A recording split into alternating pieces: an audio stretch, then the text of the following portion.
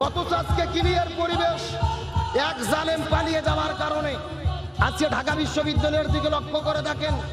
গতকালকে আমি দেখেছি ঢাকা বিশ্ববিদ্যালয়ের চত্বরে হাজার হাজার ছাত্ররা বসে থেকে নাতে রসুল গাইতেছে, আল্লাহর গান বলে, রসুলের গান বলে, আল্লাহ রসুলের কাওয়ালি বলে, চিৎকার করে বলেন আল্লাহু আকবার। এই যে 6 মাস আগে রমজান মাসে আমরা দেখেছি ঢাকা বিশ্ববিদ্যালয়ে কোরআন তেলাওয়াতে বাধা দেওয়া হয়েছিল, ইফতার মাহফিলে বাধা দেওয়া হয়েছিল। আর আজকে ঢাকা বিশ্ববিদ্যালয়ে, চট্টগ্রাম বিশ্ববিদ্যালয়ে আল্লাহ রসুলের গান গাওয়া হচ্ছে। এখান থেকে বোঝা যায় জালেম যখন বিদায় নেয় ইসলামপন্থীদের বিজয় হয়ে যায়। লিল্লাহি তাকবীর, আল্লাহু আকবার, নারায়ে তাকবীর, আল্লাহু আকবার, আল কোরআনের আলো, সংসদের আলো, লিল্লাহি তাকবীর, আল্লাহু আকবার। আমার দিকে লক্ষ্য করেন, গভীর মনোযোগ, সময় কম। ঢাকা বিশ্ববিদ্যালয়ের নতুন যে ভিসি নিয়োগ হয়েছে, এতদিন আমরা দেখেছি ভিসিরা রসুলের বিরুদ্ধে কথা বলে, ইসলামের বিরুদ্ধে কথা বলে, কিন্তু নতুন করে যে ভিসি নিয়োগ হয়েছে উনি ঢাকা বিশ্ববিদ্যালয়ে প্রথম যেদিন দায়িত্ব গ্রহণ করেছে, বিশ্ববিদ্যালয়ে যাওয়ার পরে ভার্সিটির ছাত্রদেরকে নিয়ে তিনি ইমামতিত্ব করে ছাত্রদের নামাজে দাঁড়িয়ে গেছে।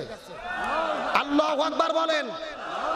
আল্লামা সাঈদী 15 বছর আগে চট্টগ্রামে বক্তব্য দিয়েছিল, বাংলাদেশে এমন একটা সময় আসবে ইউনিয়ন পরিষদের চেয়ারম্যান ইমামতিত্ব করবে, এমপি মন্ত্রী ইমামতিত্ব করবে, অফিসের প্রধান ইমামতিত্ব করবে, ভার্সিটি বিশ্ববিদ্যালয়ের ভিসিগুলো ছাত্রদেরকে নিয়ে ইমামতিত্ব করবে।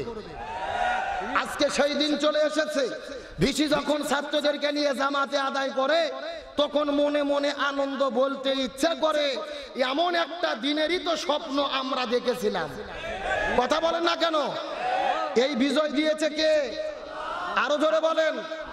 ছাত্র জনতার গণ বিপ্লবে স্বৈরাচার হাসিনা পালিয়ে যেতে বাধ্য হয়েছে, ছাত্র হলো ওসিলা, কিন্তু বিজয় দান করেছেন কে? আরো জোরে বলেন। আমার প্রিয় বন্ধুগণ, মুসলমান ভাইরা, গভীর মনোযোগ। আল্লাহ রাব্বুল আলামিন যুগে যুগে ঈমানদারদেরকে ঈমানের বিজয় দান করে। যখন ঈমানের পরীক্ষা দিতে দিতে তারা চেষ্টার শেষ পর্যায়ে চলে যায়, আল্লাহ সুবহানাহু ওয়া তাআলা এই জমিনের মধ্যে যতগুলো নবী রাসূল প্রেরণ করেছেন প্রত্যেককে ঈমানের পরীক্ষা দিতে গিয়ে বিপদের মধ্যে পড়েছেন, কিন্তু আল্লাহ তাআলা তাদের বিজয় দান করেছে। এই জমিনের মধ্যে একজন জালেম বাদশা ছিল, যার নাম হলো নমরুদ। জোরে বলেন, নাম কি? এই নমরুদকে আল্লাহ রাব্বুল আলামিন জমিন থেকে বিদায় করে দেওয়ার জন্য একটা জন্তু প্রেরণ করেছিলেন, যার নাম হলো মশা। কি নাম বললাম? আর যে মশার কামড়ে নমরুদ বিদায় নিয়ে চলে গেল, এই মশাটাও যেন তেন ভালো মশা নয়, ল্যাংরা মশা।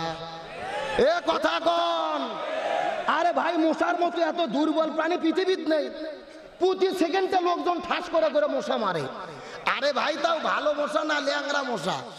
নমরুদ বিদায় নেওয়ার আগে, একদিন আগেও জানতো না ল্যাংরা মশার কামড় খাইয়ে বিদায় নিতে হবে। ফিরাউন বিদায় নেওয়ার 1 ঘন্টা আগেও জানতো না লোহিত সাগরে পড়ে বিদায় নিতে হবে। আবু জেল মৃত্যুর 1 ঘন্টা আগেও জানতো না বদরের প্রান্তরে ছোট্ট ছোট্ট বাচ্চা মাছ এবং মাছের আঘাত খাইয়ে বিদায় নিতে হবে। আর বাংলাদেশের স্বৈরাচার হাসিনার বিদায়ের 1 দিন আগেও জানতো না ছাত্র জনতার বিপ্লবে পালিয়ে যেতে হবে। শেখ হাসিনা চিন্তা করছিল, হেফাজত শাপলা চত্বরে শেষ করে দিছি, সেনাবাহিনীদেরকে পিলখানায় হত্যা করেছি, বিএনপিকে টিয়ার শেল মেরে বিদায় করছি, জামাতের নেতা নেতাদেরকে ফাঁসির দড়িতে ঝুলে শেষ করে দিছি। ছাত্র তো কোনো বিষয়ই না। আল্লাহ বলতেছে, হাসিনা আমি আল্লাহ ধরি না, কিন্তু একবার ধরলে ছাড়ি না। পশা শামুকেও পাও কাটে, আমি আল্লাহ তোকে ক্ষমতা ছাড়াবো। আর ছাত্র জনতা হলো ওসিলা। এ কথা কর না কে? ছাত্র জনতা কি? আরো জোরে বলেন কি? বিজয় দান করছে কে? আরো জোরে বলেন। আর আল্লাহ তাআলা তাকে এমন ভাবে বিদায় করেছে, সেনা প্রধান বলেছে, চতুর্দিক থেকে যখন ঢাকায় অ্যাটাক হয়ে গেছে, সেনা প্রধান বলেছে আপনি যদি জীবন নিয়ে বাঁচতে চান 45 মিনিট টাইম। জোরে বলেন, কয় মিনিট? এর ভেতরে যদি গণভবন ছাড়েন না হলে বাঁচবেন না হলে মরবেন। 2 মিনিট টাইম চাইছে বক্তব্য দেওয়ার জন্য, তাও দেওয়া হয় নাই। আল্লাহ বুঝাইতে চাই, জালেমের যখন বিচার হয় আল্লাহ তাআলা 1 সেকেন্ডও সময় দেয় না। আমার প্রিয় বন্ধুগণ, মুসলমান ভাইরা গভীর মনোযোগ। আল্লাহ সুবহানাহু ওয়া তাআলা ইমানদার মুসলমানদেরকে যখন বিজয় দান করে, হাজারো মানুষ ইমানদার মুসলমানেরা ইসলামপন্থী ইসলামী আন্দোলনের দিকে দৌড়ে দৌড়ে আসা শুরু করে। এই রকম বিজয় যদি পেয়ে যাই তখন আমাদের করণীয় কি? তখন আমাদের কাজ কি? আল্লাহ বলে ইমানদারদের বিজয় পাওয়ার পরে কাজ হলো 2টা। চিৎকার করে বলেন তো দেখি, কাজ কয়টা? আরো জোরে বলেন। 1 নম্বর কাজ হলো ফাসাব্বি বিহামদি রাব্বিকা ওয়াস্তাগফির, তোমরা আল্লাহর জন্য প্রশংসা করো, আল্লাহর জন্য তাসবিহ আদায় করো। আর 2 নম্বর হলো তোমরা আল্লাহর কাছে তওবা করো। তার মানে বোঝা গেল, আমরা যদি বিজয়ী হই, বিজয় হওয়ার পরে সাহায্য পাওয়ার পরে প্রশংসা হবে কার? আরো জোরে বলেন দেখি, চিৎকার করে বলেন তো দেখি আলহামদুলিল্লাহ। আমার বন্ধুগণ মুসলমান ভাইরা গভীর মনোযোগ। সময় যেহেতু কম, আমি আপনাদের মধ্যে বেশি দিকে যেতে পারবো না, কথাগুলো সুন্দর করে বোঝার চেষ্টা করবেন। এই যে বাংলাদেশে আমরা বিজয় পেয়েছি, এই বিজয় পাইতে গিয়ে এমনিতেই কিন্তু বিজয় হয় নাই। হাজার হাজার ইমানদার মুসলমানেরা জীবন দিল, কত কত ছাত্র ভাইরা গুলির কাছে বুকটা পাতিয়ে দিয়ে শাহাদাত বরণ করেছে। ওই রংপুরের আবু সাইদকে আমরা যখন লক্ষ্য করে দেখেছি, ওই রোকেয়া বিশ্ববিদ্যালয়ের সামনে যখন মিছিল করার জন্য রাজপথের মধ্যে নেমে পড়েছি, আল্লাহর তাকবীর দিতে দিতে পুলিশের কাছে যাওয়ার পরে বুক যখন ছেড়ে দিল, পুলিশ যখন তার বুকের মধ্যে গুলি করা শুরু করেছে, মনে মনে আবু সাইদ ভেবেছিল না না না, কখনো স্বাধীন দেশে প্রকাশ্যে গুলি চালাতে পারে না। প্রথম গুলি বুকে লাগার পরে বিশ্বাস করতে পারে নাই, আবার তার বুকটা ছেড়ে দিল, আবার 2 নম্বর গুলি করলো। একে একে 4টে গুলি পাওয়ার পরে, 4টে গুলি খাবার পরে আবু সাইদ যখন মাটির মধ্যে পড়ে গেল, কিছুক্ষণ পরে শহীদ হয়ে গেছে। তার বোন কান্না করে করে বলে, আমার ভাইটাকে তোমরা কেন শহীদ করে দিলে? আমার ভাই যদি মরে যায়, শহীদ হয়ে যায়, বাবার চিকিৎসা কেমনে হবে? বাবার ওষুধ কেনার টাকা কেমনে করে আমার ভাই পাঠাবে?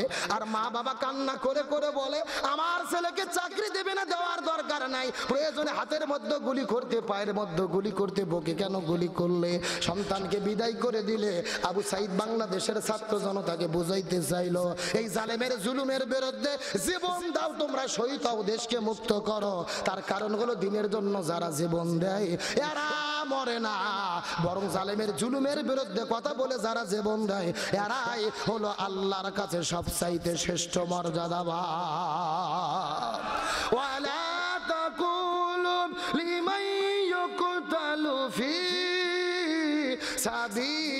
সাবিলিল্লাহি আমওয়াত বাল আহয়া ওয়ালাকিন লা তাশউরুন। আল্লাহ তাআলা বলেন, ইমানদাররা যারা জমিনে জালেমের জুলুমের মোকাবেলা করতে গিয়ে জীবন দেয়, খবরদার তোমরা এদেরকে মৃত বলো না, বরং এরা জীবিত, জান্নাতের ভেতরে তারা রিজিক প্রাপ্ত হয়। চিৎকার করে বলেন আল্লাহু আকবার। আরো জোরে বলেন আল্লাহু আকবার। যেই হাজারো শহীদের বিনিময়ে এই স্বাধীনতা আমরা পেয়েছি, এই স্বাধীনতাকে আমরা হাতছাড়া করতে চাই? জোরে বলেন করতে চাই? আমি আজকে বগুড়ার তৌহিদি জনতাকে বলতে চাই, এই বাংলাদেশ স্বাধীন হয়েছে, এই বাংলাদেশে আমরা যে জাতীয় সঙ্গীত বলি, এই জাতীয় সঙ্গীত হলো সম্পূর্ণ শিরিকে ভরা। কথা বলেন না কেন? এই জাতীয় সঙ্গীত লিখেছে কে? কবিগুরু রবীন্দ্রনাথ ঠাকুর। 1971 সালে দেশ স্বাধীন হলো। দেশ স্বাধীন হওয়ার 66 বছর আগে জাতীয় সঙ্গীত লেখা হয়েছে। 71 সালে দেশ স্বাধীন হয়েছে, আর 1941 সালে কবিগুরু রবীন্দ্রনাথ ঠাকুর মারা গেছে। তার মানে দেশ স্বাধীন হওয়ার 30 বছর আগে ঠাকুর মারা গেল। তাহলে দেশ স্বাধীন হওয়ার 66 বছর আগে যেই গান লেখা হয়েছে, ওই গান কখনো বাংলাদেশের জাতীয় সঙ্গীত হতে পারে না।